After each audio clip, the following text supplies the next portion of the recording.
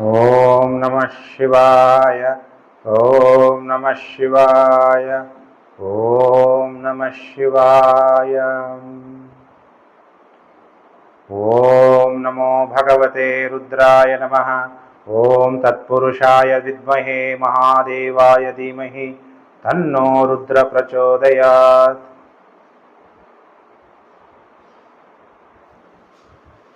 ಪ್ರಿಯ ವೀಕ್ಷಕರೇ, ಧನುಸ್ಸು ರಾಶಿ ಗುರು ಗೋಚಾರ ಫಲ 2024 ಇಸ್ವಿ 1ನೇ ತಾರೀಕು ಮೇ 2024. ಗುರು ಬೃಹಸ್ಪತಿ ಮೇಷ ರಾಶಿಯಿಂದ ವೃಷಭ ರಾಶಿಗೆ ರಾಶಿ ಪರಿವರ್ತನೆ ಆಗ್ತಾನೆ. ಇಷ್ಟು ದಿವಸ ಧನುಸ್ಸು ರಾಶಿಯವರಿಗೆ ಗುರುಬಲ ಇತ್ತು. ಪಂಚಮ ಭಾವದಲ್ಲಿ ಗುರು ಸಂಚಾರ ಆಗ್ತಾ ಇದ್ದ. ಈಗ ಗುರು 6ನೇ ಮನೆಯಲ್ಲಿ ಸಂಚಾರ ಆಗ್ತಾ ಇದ್ದಾನೆ. ಹಾಗಾದರೆ ಧನುಸ್ಸು ರಾಶಿಯವರ ಮೇಲೆ ಗುರುವಿನ ಪ್ರಭಾವ ಹೇಗಿರುತ್ತೆ? ಪ್ರತಿ ವರ್ಷನೂ ಕೂಡ ಗುರು ಒಂದು ರಾಶಿಯಿಂದ ಮತ್ತೊಂದು ರಾಶಿಗೆ ರಾಶಿ ಪರಿವರ್ತನೆ ಆಗ್ತಾನೆ. ಅದೆಲ್ಲ ನಿಮಗೆ ಗೊತ್ತಿರುವಂಥ ವಿಚಾರ. ಒಂದು ಬಚಕ್ರವನ್ನ ಸಂಚಾರ ಮಾಡೋಕ್ಕೆ 12 ವರ್ಷ ಗುರು ಸಂಚಾರ ಟೈಮ್ ತಗೊತಾನೆ. ಹಾಗಾದರೆ ಗುರು ಆಕಾಶದಲ್ಲಿ ರಾಶಿ ಪರಿವರ್ತನೆ ಆದಾಗ ಪ್ರಕೃತಿಯ ಮೇಲೆ, ರಾಜಕಾರಣದ ಮೇಲೆ ಮತ್ತು ಪ್ರತಿಯೊಬ್ಬ ರಾಶಿ ಮತ್ತು ಲಗ್ನದ ಮೇಲೆ ಅದರ ಪ್ರಭಾವ ಬಿದ್ದೇ ಬೀಳುತ್ತೆ. ಹಾಗಾದರೆ ಧನುಸ್ಸು ರಾಶಿಯವರಿಗೆ ಯಾವ ದಶಾಭುಕ್ತಿ ನಡೀತಿದೆ ಅನ್ನೋದು ಕೂಡ ಬಹಳ ಮುಖ್ಯವಾಗಿರುತ್ತೆ. ಆಮೇಲೆ ನಿಮ್ಮ ಜಾತಕವನ್ನು ತೋರಿಸ್ಬೇಕು. ನಾನೀಗ ಹೇಳ್ತಾ ಇರುವಂಥದ್ದು ಗೋಚಾರ ಫಲ. ಗುರು ಪಂಚಮ ಭಾವದಿಂದ ಷಷ್ಠಮ ಭಾವಕ್ಕೆ ಸಂಚಾರ ಆಗ್ತಾ ಇದ್ದಾನೆ.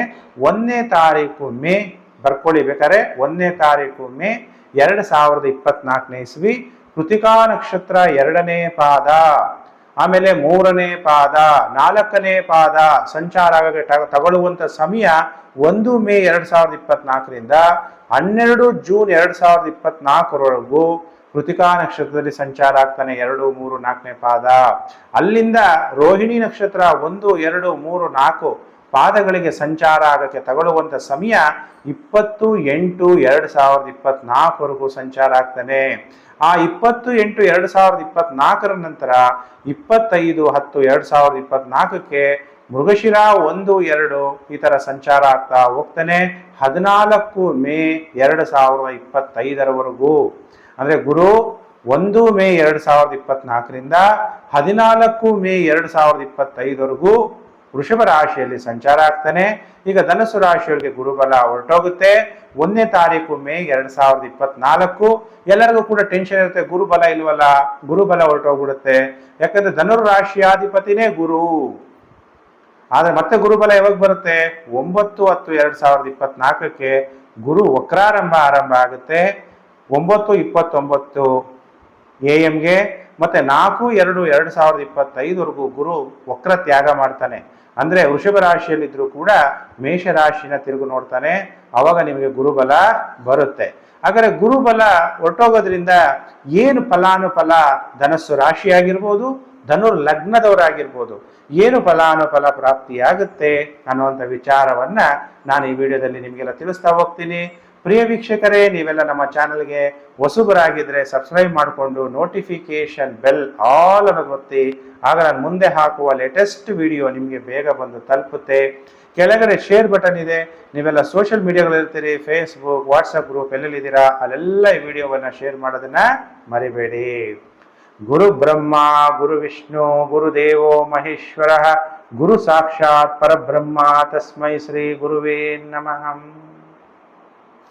ಹಾಗಾದ್ರೆ ಈಗ ಗುರು ಯಾವ ರೀತಿ ಫಲ ಕೊಡ್ತಾನೆ? ಈಗ ನೋಡಿ, ನಿಮ್ಮ ರಾಶಿಯಿಂದ ಪಂಚಮದಿಂದ ಷಷ್ಠಮ ಭಾವ, ಧನುರ್ ಲಗ್ನ ಭಾವಗಳು ಅಂತ ತಗೊಂತೀವಿ ನೋಡಿ. ಧನುರ್ ಲಗ್ನ ಧನಸ್ಸು, ಮಕರ, ಕುಂಭ, ಮೀನ, ಮೇಷ ಆದ್ರೆ 5ನೇ ಮನೆ. 6 ಅಂದಾಗ ವೃಷಭ ರಾಶಿಗೆ ರಾಹು ಗುರು ಸಂಚಾರ ಆಗ್ಬಿಡ್ತಾನೆ. ಹಾಗಾದ್ರೆ 6ನೇ ಮನೆ ಅಂದಾಗ ರಿಪುಸ್ಥಾನ, 6ನೇ ಮನೆ ಅಂದಾಗ ಋಣ ಅಂತ ಹೇಳ್ತೀವಿ. ಅವಾಗ ಗುರು ಅಂದ್ರೆ ದೈವ ಅಲ್ವಾ, ಗುರು ಅಂದ್ರೆ ಏನು ಕೆಟ್ಟದ್ ಮಾಡಲ್ಲಲ್ವಾ ಅಂತಾನೆ.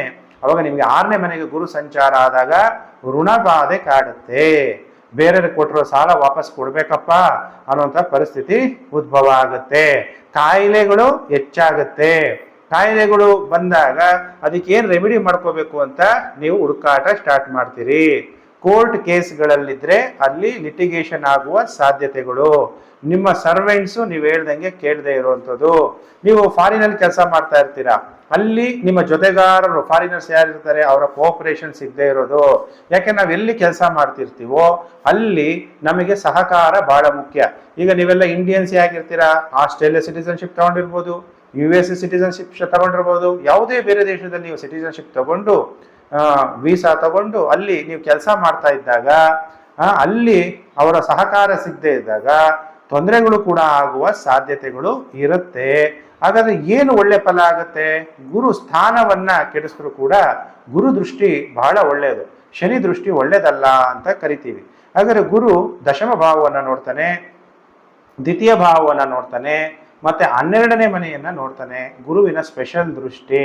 ಹಾಗಾದ್ರೆ ಗುರು 10ನೇ ಮನೆ ನೋಡೋದ್ರಿಂದ ಕಾಯಿಲೆ ಯಾವಾಗ ಜಾಸ್ತಿ ಆಗುತ್ತೆ? ದುಡ್ಡು ಜಾಸ್ತಿ ಆದಾಗ, ನಾನು ಅಂತ ಅಹಂಕಾರ ಜಾಸ್ತಿ ಆದಾಗ ಕಾಯಿಲೆಗಳು ಜಾಸ್ತಿ ಆಗೋದು ನಿಮಗೆ ಗೊತ್ತಿದೆ ಅಲ್ವಾ. ದಪ್ಪ ಆಗೋದು, ಫ್ಯಾಟ್ ಜಾಸ್ತಿ ಯಾರಿಗಾಗುತ್ತೆ? ಜಾಸ್ತಿ ಚೆನ್ನಾಗಿ ಸುಖವಾಗಿರೋರಿಗೆ ಯಾರು ವಾಕ್ ಮಾಡಲ್ಲ, ಹಾರ್ಡ್ ವರ್ಕ್ ಮಾಡಲ್ಲ ಅಂಥವ್ರು ಫ್ಯಾಟ್ ಆಗ್ತಾರೆ ಅಲ್ವಾ. ಕೊಲೆಸ್ಟ್ರಾಲ್ ಜಾಸ್ತಿ ಆಗುತ್ತೆ. ತುಂಬ ಹಾರ್ಡ್ ವರ್ಕ್ ಮಾಡೋರಿಗೆ ಅಷ್ಟೊಂದು ಆಗಲ್ಲ. ಹಾಗೆ ಇವಾಗ ಗುರು 6ನೇ ಮನೆಯನ್ನ ತೊಂದರೆಗಳಾಗುತ್ತೆ ಅಂತ ಹೇಳಿದೆ. ಹಾಗಾದ್ರೆ ಏನು ಒಳ್ಳೆ ಫಲಗಳು ಸಿಗುತ್ತೆ ಗುರುವಿನಿಂದ ಅಂದ್ರೆ, ನಿಮ್ಮ ಪ್ರೊಫೆಷನಲ್ ಲೈಫಲ್ಲಿ ಹೊಸ ಉದ್ಯೋಗಕ್ಕೆ ಆಕಾಂಕ್ಷಿಗಳು ಯಾರಿದ್ದೀರಿ, ಹೊಸ ಉದ್ಯೋಗ ಸಿಗುತ್ತೆ. ಆಮೇಲೆ ಈಗ MP ಎಲೆಕ್ಷನ್ ಇದೆ, ಅದಕ್ಕೋಸ್ಕರ ಪ್ರಯತ್ನ ಮಾಡ್ತಾ ಇರ್ತೀರಾ. ನಿಮಗೆ ಸ್ಟೇಟಸ್, ಪೋಸ್ಟ್, ಪೊಸಿಷನ್ ಮತ್ತೆ ಎಲೆಕ್ಷನ್ಗೆ ಸೀಟು ಸಿಗುವ ಸಾಧ್ಯತೆಗಳಿದೆ. ಮತ್ತೆ ನಿಮಗೆ ಗೌರವಗಳು ಹೆಚ್ಚಾಗುವ ಸಾಧ್ಯತೆ ಇದೆ. ನೀವು ಸೆಲೆಬ್ರಿಟಿಗಳಾಗಿದ್ದರೆ ಜನಪ್ರಿಯತೆ ಹೆಚ್ಚಾಗುತ್ತೆ. ನಿಮ್ಮ ಅತ್ತೆ ಅಥವಾ ನಿಮ್ಮ ಮಾವನಿಗೆ ಫಾದರ್ ಇನ್ ಲಾ ಅಥವಾ ಮದರ್ ಇನ್ ಲಾಗೆ ಅನುಕೂಲ ಆಗುತ್ತೆ. ಮತ್ತೆ ನಿಮ್ಮ ತಂದೆಗೆ ಅನುಕೂಲಕರವಾದಂಥ ಸಮಯ. ಗೌರ್ಮೆಂಟಲ್ಲಿ ನೀವು ಕೆಲಸ ಮಾಡ್ತಿದ್ರೆ ಎಲೆಕ್ಷನ್ ಆದಮೇಲೆ ನಿಮಗೆ ಯಾವ ಪೋಸ್ಟಿಂಗ್ಸ್ ಬೇಕೋ ಆ ಪೋಸ್ಟಿಂಗ್ಗೆ ನೀವು ಪ್ರಯತ್ನ ಪಡ್ಬೋದು. ದೊಡ್ಡ ದೊಡ್ಡ ಟಾಪ್ ಪೊಸಿಷನ್ ಇರೋರು, IAS, IPS ಅಂತ ಓದಿರುವಂಥವ್ರು, IFS, ಇಂಡಿಯನ್ ಫಾರೆಸ್ಟ್ ಸರ್ವಿಸ್, ಹೀಗೆ KAS, ಇವೆಲ್ಲ ಹೈಯರ್ ಎಜುಕೇಶನ್ ಇರೋದ್ರಿಂದ ಅಂತಹ ಕೆಲಸದಲ್ಲಿರೋರಿಗೆ ಒಳ್ಳೊಳ್ಳೆ ಸ್ಥಾನಮಾನಗಳು ಸಿಗುವ ಸಾಧ್ಯತೆಗಳಿದೆ. ಬಟ್ಟೆ ವ್ಯಾಪಾರದಲ್ಲೂ ಕೂಡ ಅತಿ ಹೆಚ್ಚು ಲಾಭವನ್ನ ನೀವು ಮಾಡ್ಕೊಂತೀರಿ. ಗುರು ದೃಷ್ಟಿ 2ನೇ ಮನೆಯಲ್ಲಿರೋದ್ರಿಂದ ನಿಮ್ಮ ಪ್ರೊಫೆಷನ್ ಇಂದ ನಿಮಗೆ ಧನ ಲಾಭ. ನಿಮ್ಮ ತಂದೆ ಮಾಡ್ತಿರುವಂತಹ ಉದ್ಯೋಗ ನೀವೇನಾದ್ರು ಮಾಡ್ತಾ ಇದ್ರೆ, ನಿಮ್ಮ ಆನ್ಸಿಸ್ಟರ್ಸ್ ಅಂತೀವಿ, ನಿಮ್ಮ ತಾತ, ನಿಮ್ಮ ತಂದೆ, ನೀವು ಎಲ್ಲ ಒಂದೇ ಉದ್ಯೋಗ ಪ್ರೊಫೆಷನ್ ಮಾಡ್ತಾ ಇದ್ರೆ ಅದರಿಂದನೂ ಕೂಡ ನಿಮಗೆ ನಿಮ್ಮ ಕುಟುಂಬಕ್ಕೆ ಧನ ಲಾಭ ಆಗುತ್ತೆ. ನಿಮ್ಮ ಕುಟುಂಬ ಎಕ್ಸ್ಟೆನ್ಷನ್ ಆಗುತ್ತೆ. ನಿಮಗೆ ನಿಮ್ಮ ಮನೆಯಲ್ಲಿ ಯಾರೋ ಹೊಸ ವ್ಯಕ್ತಿ ಅಂದ್ರೆ ಮಕ್ಕಳಾಗ್ಬೋದು, ಹೊಸಬ್ರು ಯಾರು ಮದುವೆ ಆಗ್ಬೋದು, ಈ ತರ ಶುಭ ಕಾರ್ಯಗಳು ಕೂಡ ಆಗತ್ತೆ. ಗುರು 12ನೇ ಮನೆಯನ್ನು ಕೂಡ ನೋಡ್ತಾ ಇದ್ದಾನೆ. ನೀವು ಯಾವುದಕ್ಕೋಸ್ಕರ ಖರ್ಚು ಮಾಡ್ತೀರಿ? ಗುರು ಈಗ ನಿಮ್ಗೆ ಅನ್ಸುತ್ತೆ ನಾನು ಋಣ, 6ನೇ ಮನೆ ಗುರು, ಋಣ ಬಾಧೆ ವಿಮುಕ್ತಿ ಆಗ್ಬೇಕು ಅಂದ್ರೆ ಏನ್ ಮಾಡ್ಬೇಕು? ಸಾಲಗಳನ್ನ ತೀರಿಸ್ಬೇಕಾದ್ರೆ ಏನ್ ಮಾಡ್ಬೇಕು ಅಂತ ಯೋಚನೆಗಳು ಬರುತ್ತೆ. ದಾನ ಧರ್ಮಗಳನ್ನ ಮಾಡ್ತೀರಿ, ತೀರ್ಥ ಕ್ಷೇತ್ರಗಳ ದರ್ಶನವನ್ನ ಮಾಡ್ತೀರಿ, ಟ್ರಾವೆಲ್ ಮಾಡ್ತೀರಿ, ಕೆಲವರಿಗೆ ವಿದೇಶ ಪ್ರಯಾಣಗಳನ್ನ ಮಾಡ್ತೀರಿ. ಅಮೆರಿಕದಲ್ಲಿ ಇದ್ದೀರಾ, ಇಂಡಿಯಾಗೆ ಬರ್ಬೋದು, ಇಂಡಿಯಾದಿಂದ ಅಮೆರಿಕಾಗೆ ಹೋಗ್ಬೋದು, ಅಥವಾ ನೀವು ಯಾವುದೋ ಬೇರೆ ದೇಶ ಇರ್ಬೋದು. ಅಮೆರಿಕ ಎಕ್ಸಾಂಪಲ್ ಹೇಳ್ತಾ ಇದ್ದೀನಿ ಅಷ್ಟೇ. ನೀವು ಯಾವುದೋ ಆಸ್ಟ್ರೇಲಿಯಾದಲ್ಲಿ ಇರ್ಬೋದು, ಅಲ್ಲಿಂದ ಮತ್ತೆ ಬೇರೆ ದೇಶಗಳಿಗೆ ಹೋಗ್ಬೋದು. ಹಾಗೆ ಯಾವುದಾದ್ರೂ ನಿಮಗೆ ಜೈಲು ಶಿಕ್ಷೆ, ಇಂಪ್ರಿಸನ್ಮೆಂಟ್ ಆಗಿದ್ರೆ ಅದರಿಂದ ಬಿಡುಗಡೆನೂ ಕೂಡ ಆಗುತ್ತೆ. ಯಾರ್ಯಾರೋ ಹಾಸ್ಪಿಟಲ್ ಅಲ್ಲಿ ಕೆಲಸ ಮಾಡ್ತಾ ಇದ್ದೀರಿ ಅಂಥವ್ರಿಗೂ ಕೂಡ ಧನ ಲಾಭ ಆಗುತ್ತೆ. ಗುರು 12ನೇ ಮನೆಯಲ್ಲಿರೋದ್ರಿಂದ ಹಿತಶತ್ರುಗಳು ಮತ್ತೆ ಗುಪ್ತ ಶತ್ರುಗಳು ಅಂತೀವಿ. 12ನೇ ಮನೆ ಅಂದ್ರೆ ಗುಪ್ತ ಶತ್ರುಗಳು. ಗುರು 12ನೇ ಮನೆ ನೋಡೋದ್ರಿಂದ ಗುಪ್ತ ಶತ್ರುಗಳಿಂದನೇ ನಿಮಗೆ ಸಹಾಯ ಅನುಕೂಲಗಳಾಗ್ಬಿಡ್ಬೋದು. ಹೆಲ್ತ್ ಇನ್ಶೂರೆನ್ಸ್ ಇದ್ರೆ ಹಣ ಅಪಾರವಾಗಿ ನಿಮಗೆ ಬರುವ ಸಾಧ್ಯತೆಗಳಿದೆ. ಈ ರೀತಿ ಗುರುವಿನ ದೃಷ್ಟಿಯಿಂದ ನಿಮ್ಮ ಕುಟುಂಬ ಅಂದಾಗ ನಿಮ್ಮ ಫ್ಯಾಮಿಲಿಲಿ ಅನುಕೂಲ ಆಗುತ್ತೆ. ಡೊಮ್ಯಾಸ್ಟಿಕ್ ಕಂಫರ್ಟ್ಸ್ ಸಿಗುತ್ತೆ. ಅರ್ಲಿ ಎಜುಕೇಶನ್, ಪ್ರೈಮರಿ ಎಜುಕೇಶನ್ ಅಂತ ಏನ್ ಕರಿತೀವಿ, ಅಲ್ಲಲ್ಲಿ ವಿದ್ಯಾರ್ಥಿಗಳು ಚೆನ್ನಾಗಿ ಒಳ್ಳೆ ಮಾರ್ಕ್ಸ್ ತೆಗೆದು ಪಾಸ್ ಆಗ್ತೀರಿ. ಮುಖ ಕಳೆ ಅನ್ನೋದು ಹೆಚ್ಚಾಗುತ್ತೆ. 2ನೇ ಮನೆ ಗುರು ದೃಷ್ಟಿ ಇರೋದ್ರಿಂದ ಯಾರು ಭಾಷಣಕಾರರಿದ್ದೀರಿ ನಿಮಗೆ ಉತ್ತಮವಾದ ಧನಲಾಭ ಆಗುತ್ತೆ. ಡೆಂಟಿಸ್ಟ್ಗಳಿಗೆ ಒಳ್ಳೆ ಧನಲಾಭ ಆಗುತ್ತೆ. ಆಪ್ತಮಾಲಜಿಸ್ಟ್ ಅಂದ್ರೆ ಕಣ್ಣಿನ ಡಾಕ್ಟರ್ಗಳು ಯಾರಿದ್ದೀರಿ ಅವರೆಲ್ಲರಿಗೂ ಕೂಡ ಒಳ್ಳೆ ಧನಲಾಭ ಆಗುತ್ತೆ. ರುಚಿಯಾದಂತಹ ಟೇಸ್ಟಿ, ಆಮೇಲೆ ಆಯಿಲ್ ಜಾಸ್ತಿ ಇರುವಂತಹ ಆಹಾರ ನೀವು ತಿನ್ನೋದು ಹೆಚ್ಚು ಮಾಡೋದ್ರಿಂದ ಆರೋಗ್ಯ ಕೆಡುವ ಸಾಧ್ಯತೆಗಳು ಕೂಡ ಇರುತ್ತೆ. ಜಾಸ್ತಿ ಎಣ್ಣೆಲಿ ಕರೆದಿರುವಂಥ ಆಹಾರ ಪದಾರ್ಥಗಳಿಂದ ದೂರ ಇರಬೇಕು. ಆಮೇಲೆ ಡಯಟ್ ಅನ್ನ ನೀವು ಮಾಡಬೇಕು, ವಾಕ್ ಅನ್ನೋದು ಮಾಡಬೇಕು. ಇವೆಲ್ಲ ಮಾಡಲಿಲ್ಲ ಅಂದ್ರೆ ಆರೋಗ್ಯ ಕೆಡುವ ಸಾಧ್ಯತೆಗಳು ಕೂಡ ಇದೆ ಧನಸ್ಸು ರಾಶಿ ಜಾತಕರಿಗೆ. ಗುರು ಈ ರೀತಿಯಲ್ಲಿ ಫಲಾನುಫಲವನ್ನು ಕೊಡ್ತಾನೆ. ಆದರೆ ಗುರು 6ನೇ ಮನೆಯಲ್ಲಿ ಸಂಚಾರ ಆಗಬೇಕಾದ್ರೆ ಯಾವ ರೀತಿ ನೆಗೆಟಿವ್ ಎಫೆಕ್ಟ್ ಆಗುತ್ತೆ ಅಂದಾಗ ನಿಮ್ಗೆಲ್ಲ ಗೊತ್ತಿರೋ ಹಾಗೆ ಮಾಧವ್ಯ ಋಷಿ, ಅವ್ರನ್ನ ಸತ್ಯ ಮುನಿ ಅಂತಲೂ ಕೂಡ ಕರೀತಾರೆ. ಆ ಋಷಿ ರಾಣಿಯ ಬಂಗಾರದ ಚೈನನ್ನ ಕದ್ದಿದ್ದಾರೆ ಅಂತೇಳಿ ಅವ್ರಿಗೆ ಶಿಕ್ಷೆ ಆಗುತ್ತೆ. ಯಾವಾಗ ಗುರು 6ನೇ ಮನೆಗೆ ಹೋಗ್ಬಿಡ್ತಾನೆ ಅವಾಗ ಅಪರಾಧಗಳಿಗೆ ಸಿಲುಕುವ ಸಾಧ್ಯತೆಗಳು ಕೂಡ ಇರುತ್ತೆ. ಆ ಋಷಿಯ ಎಕ್ಸಾಂಪಲ್ ನಾನು ನಿಮ್ಗೆ ಹೇಳ್ತಾ ಇದ್ದೀನಿ. ಅದಕ್ಕೆ ಇವಾಗ ನನಗೆ ಶಾಪ ಆಗಬಾರ್ದು, ನೆಗೆಟಿವ್ ಎಫೆಕ್ಟ್ ಗುರುವಿಂದ ಆಗಬಾರ್ದು. ಮತ್ತೆ ನನ್ನ ಗುರುಬಲ ಯಾವಾಗ ಬರುತ್ತೆ? 9/10/2024ರಿಂದ 4/2/2025ಕ್ಕೆ ಗುರು ವೃಷಭ ರಾಶಿಯಲ್ಲಿದ್ದರೂ ಕೂಡ ವಕ್ರಾರಂಭ ಆರಂಭ ಆಗಿ 4/2/2025ಕ್ಕೆ ವಕ್ರ ತ್ಯಾಗ ಮಾಡ್ತಾನೆ. ಅಲ್ಲಿವರೆಗೂ ಮೇಷರಾಶಿಯನ್ನು ನೋಡ್ತಾನೆ. ಆ ಟೈಮಲ್ಲಿ ಮತ್ತೆ ನಿಮಗೆ ಧನಸ್ಸು ರಾಶಿಯವರಿಗೆ ಗುರುಬಲ ಬರುತ್ತೆ. ಅದಕ್ಕೆ ನೀವೀಗ ಏನು ಮಾಡಬೇಕು ಅಂದರೆ ಗುರುವಿನ ಗುರು ಸದ್ಗುರು ಓಂ ಸದ್ಗುರುವೇ ನಮಃ, ಓಂ ಸದ್ಗುರುವೇ ನಮಃ, ಓಂ ಸದ್ಗುರುವೇ ನಮಃ. ಗುರುಗಳಿಗಿಂತ ಗುರು ಸದ್ಗುರು ಅಂದರೆ ಶಿವ.